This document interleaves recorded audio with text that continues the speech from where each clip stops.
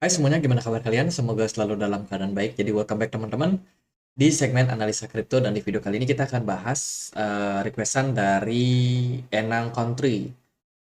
Itu minta dibahas soal one inch wajib di hold apa gimana supaya profit. Waduh. Oke, kita akan coba untuk ulas ya. Kita udah pernah bahas one inch kok di 1 bulan yang lalu. Ya, ini lumayan teman-teman, videonya bisa jadi teman-teman bisa menjadi referensi juga buat teman-teman. Tapi kita akan bahas lagi update terbaru untuk hari ini. Jadi one inch itu diperdagangkan di kisaran 4.900 rupiah ya. Kalau kita perhatikan marketnya sedikit down 2% di perdagangan hari ini. Project dari one inch ini apa sih? Projectnya dia itu adalah sebuah bursa terdesentralisasi atau DEX yang menghubungkan beberapa DEX ke dalam satu platform yang memungkinkan pengguna untuk menemukan rute pertukaran yang paling efisien di semua platform. Jadi ini sifatnya berbasiskan DeFi atau Decentralized Finance. Jadi buat teman-teman yang mungkin yang masih baru ya, jadi kayak gini contohnya teman-teman. Teman-teman, trading kripto atau investasi di kripto itu pakai exchange apa? Pakai Indodax, pakai Binance, pakai toko kripto atau yang lain. Nah, itu namanya adalah exchange, tapi sifatnya centralized exchange. Nah, di dunia kripto itu tidak hanya ada sesuatu yang terpusat atau yang sifatnya centralized, ada juga yang sifatnya decentralized atau yang tidak terpusat.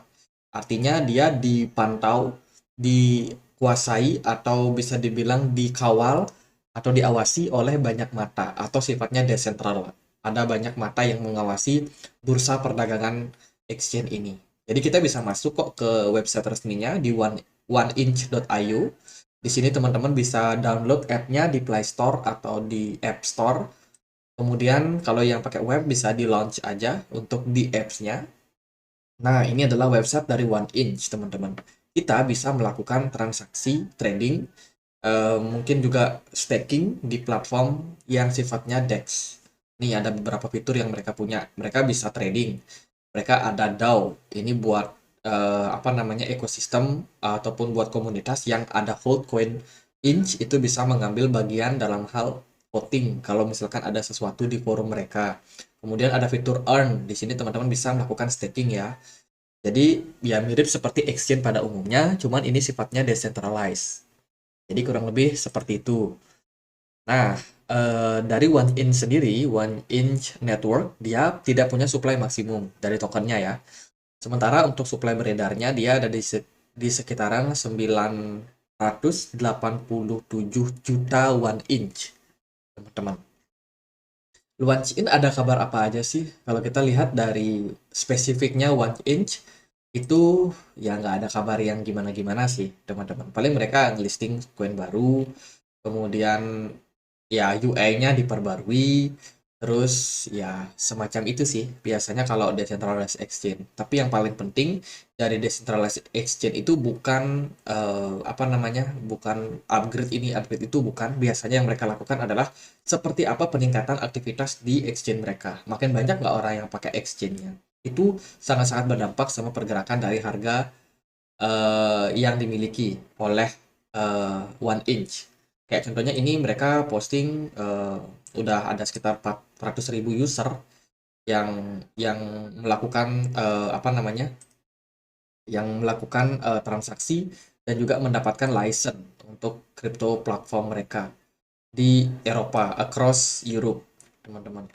Jadi One Inch ini memang tugasnya selain menawarkan layanan seperti exchange, dia juga melayani yang namanya across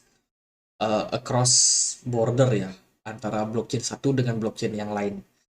Jadi memberikan service terbaik lah bisa dibilang. Jadi itu dari project DeFi, dari regulasi teman-teman, beritanya ada dari Senat Amerika Serikat yang mengambil langkah dalam hal mengatur kripto melalui undang-undang anti pencucian uang yang berfokus untuk mengawal ketat produk keuangan yang namanya DeFi atau Decentralized Finance.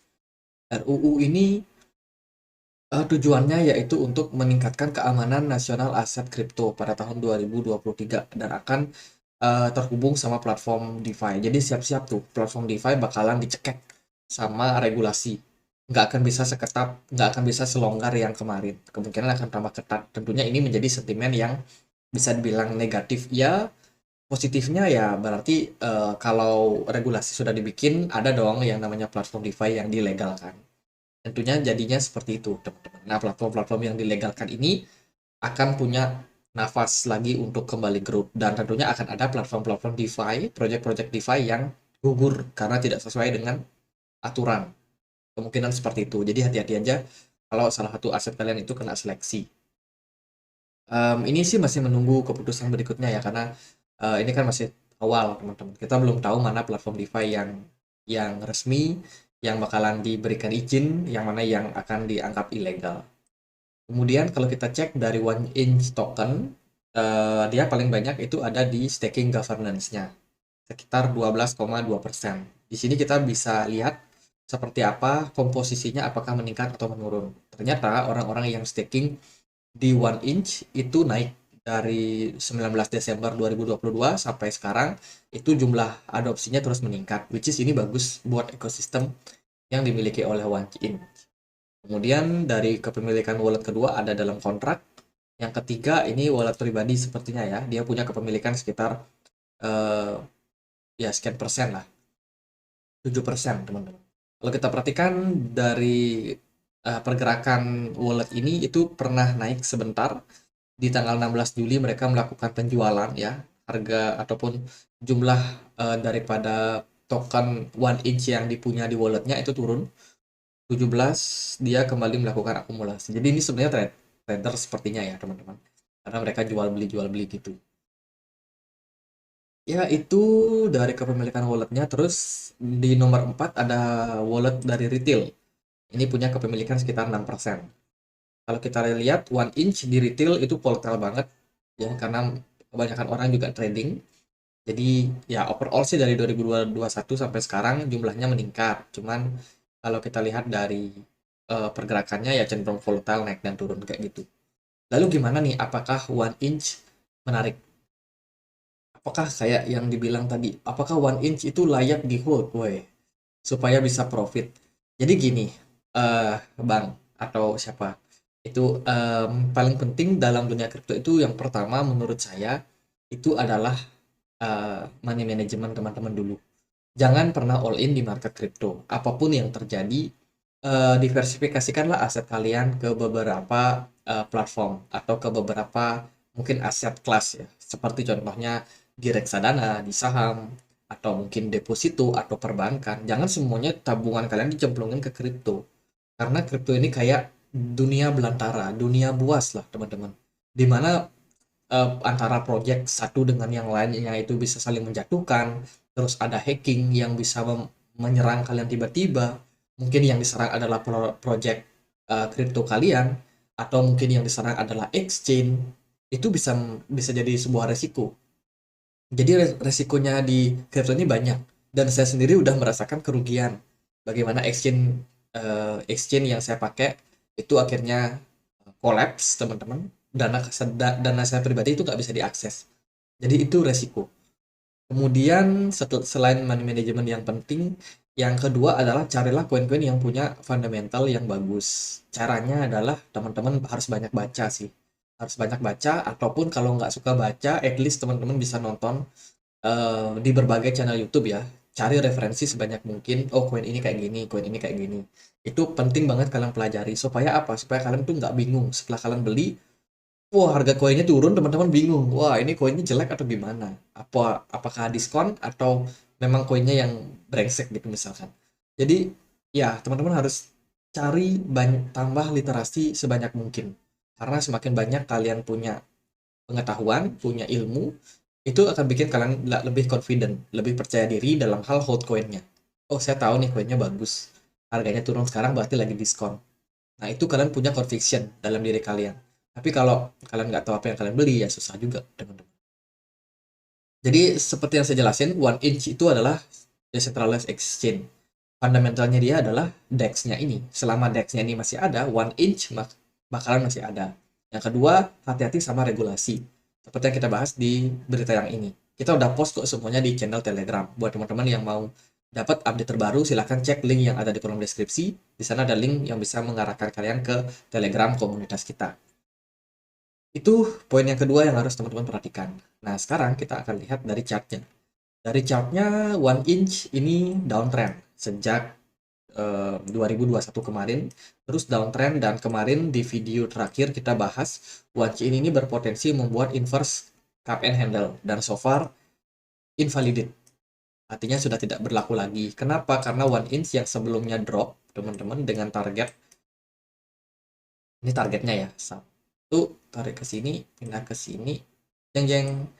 Nah, ini adalah target penurunan dari one inch, yaitu di kisaran harga 0,2 dolar. Tapi target ini ternyata tidak tercapai dan one inch justru malah break naik, teman-teman.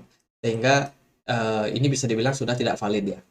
Jadi pola dari inverse cup and handle kemarin sudah tidak valid karena supportnya sudah di-invalidate oleh pergerakan dari one inch. So, sekarang kita akan lihat seperti apa analisa kedepannya untuk si one inch. Kalau kita perhatikan sih dari pergerakan one inch, so far dia sangat volatile. Dia sempat naik cukup tajam ke kisaran 0,6 dolar, tapi nyungsep lagi turun, teman-teman, ke kisaran harga saat ini. Volume perdagangannya sangat sangat tinggi ya, disertai dengan volume smart money yang clear di market. Ini sinyal bearish sebenarnya. Jadi itu teman-teman, pergerakan dari produk DeFi ini so far masih dalam posisi downtrend, belum ada ini tanda-tanda dari uptrend yang bisa tercipta.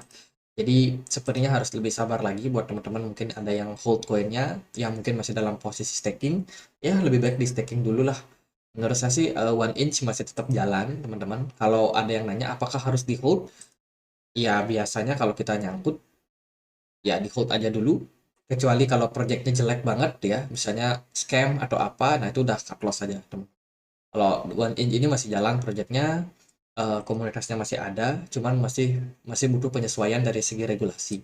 Mungkin akan membutuhkan waktu untuk dia kembali recover harganya. Jadi kalau opini saya seperti itu ya. Silakan teman-teman cari informasi yang lain lagi. Mungkin di produk channel yang lain itu bisa jadi ada sebuah bayangan juga ya. Mereka bisa ngasih advice buat teman-teman. Tapi kalau saya sih, menurut saya one inch projectnya masih jalan. Jadi kalau saya ada di posisi nyangkut, saya akan prefer untuk hold dulu, teman-teman. Karena ya dari fundamental dia masih bagus. Paling yang jadi batu sandungan ya regulasi aja sih. Semoga one inch nggak dianggap ilegal atau dianggap scam atau apa oleh regulator. Jadi gitu aja. Semoga videonya bisa bermanfaat, dan akhir kata saya Andri, makasih.